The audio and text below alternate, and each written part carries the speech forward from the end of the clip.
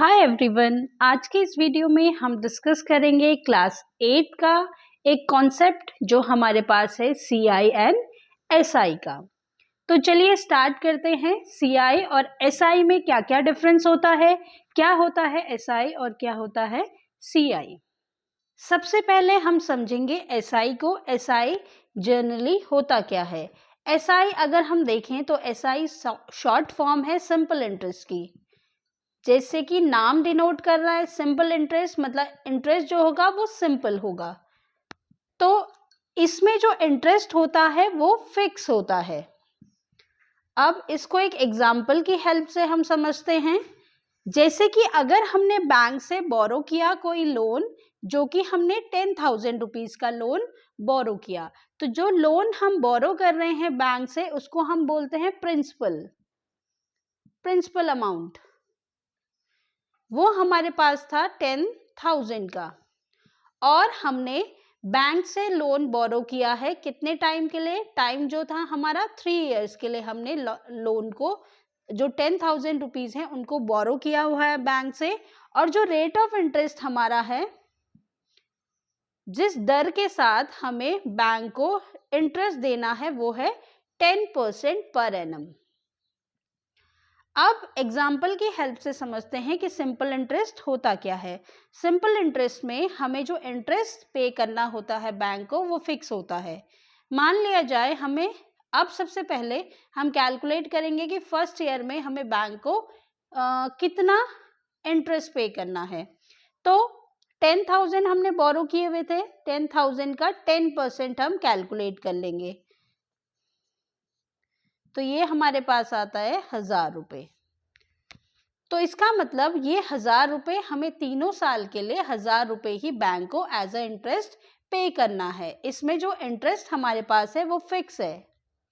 Per annum हमें 1,000 रुपये per annum हर एक साल में, मतलब कि पहले साल में भी हमें 1,000 रुपीज पे करना है, दूसरे ईयर में भी हमें 1,000 रुपीज पे करना है एज अ इंटरेस्ट, और तीसरे साल में भी एज अ इंटरेस्ट हमें 1,000 रुपीज ही पे करना है।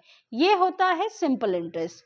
जैसे कि नाम में डिनोट है, इंटरेस्ट जो है सिंपल है, कांस्टेंट है, फिक्स है, कांस्टेंट है।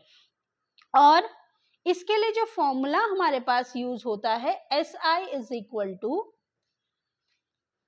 जो फॉर्मूला हमारे पास यूज होता है SI का वो होता है P multiplied by R multiplied by T upon 100, where P, जहां पे P प्रिंसिपल अमाउंट होता है जो हमने बोरो किया हुआ है 10,000 रुपये। Rate of interest R, rate of interest 10% था जो हमने एग्जाम्पल में समझा था, उसके वैल्यूज को हम देख रहे हैं। T होता है टाइम और अपॉन 100, ये होता है हमारा SI कैलकुलेट करने के लिए फॉर्मूला। नेक्स्ट हम देखते हैं CI।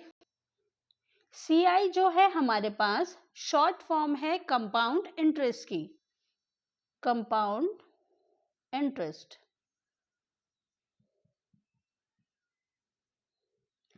इसको भी हम एक एग्जाम्पल की हेल्प से समझेंगे। जैसे कि हमने बोरो किया 3 साल के लिए बैंक से, हमने 3 साल के लिए जो रेट ऑफ इंटरेस्ट वही सेम जो हमने सिंपल इंटरेस्ट से बोरो किया था, वही अब हम कंपाउंड इंटरेस्ट से बोरो कर रहे हैं। तो अब हमने 10,000 रुपीज बोरो किया हुआ है बैंक से 3 साल के लिए। जो रेट ऑफ इंटरेस्ट है वो 10% पर एनम हमें पे करना है, लेकिन जो अब इंटरेस्ट है वो कंपाउंडेड है। तो चलिए देखते हैं, इसमें कंपाउंड इंटरेस्ट में जो इंटरेस्ट होता है वो फिक्स नहीं होता है, नॉट फिक्स। जो इंटरेस्ट होगा वो फिक्स नहीं होगा, वो फ्लक्चुएटिंग होगा।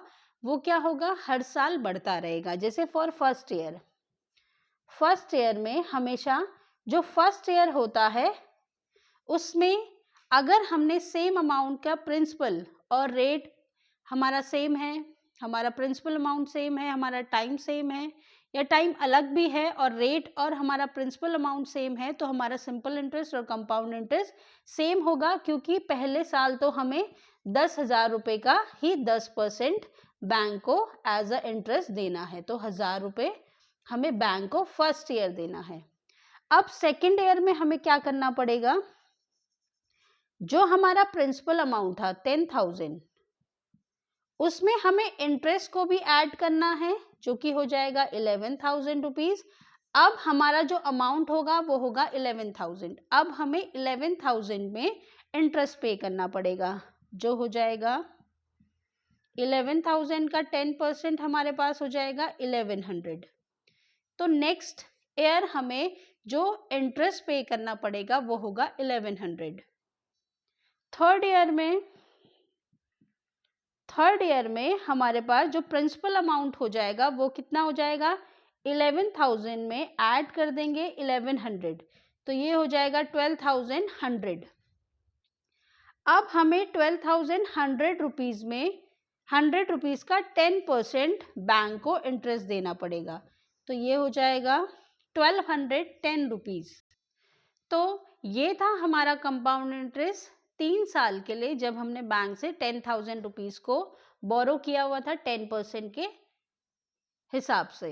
अब जो हमारा रेट ऑफ इंटरेस्ट था, जिस दर से हमें ब्याज को बैंक को देना था, वो तो 10% था, लेकिन हमारा जो ब्याज है वो हर साल चेंज हो रहा था। क्यों? क्योंकि अब हमें ये जो इंटरेस्ट था इस पे भी इंटरेस्ट, ये भी हमारा इस इंटरेस्ट पे भी हमें इंटरेस्ट देना है।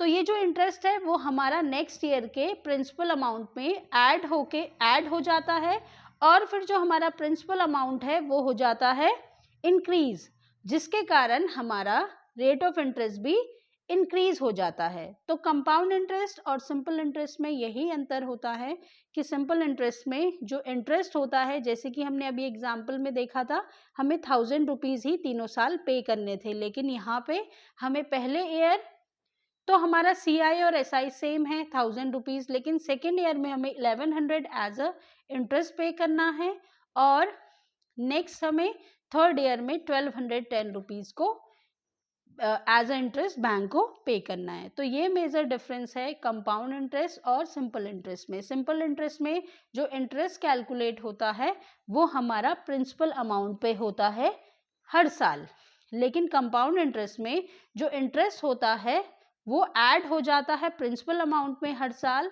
और फिर हमें उसमें इंटरेस्ट पे करना पड़ता है। इसके लिए जो फॉर्मूला हमारे पास यूज होता है कंपाउंड इंटरेस्ट कैलकुलेट करने के लिए, वो होता है CI is equal to A minus P।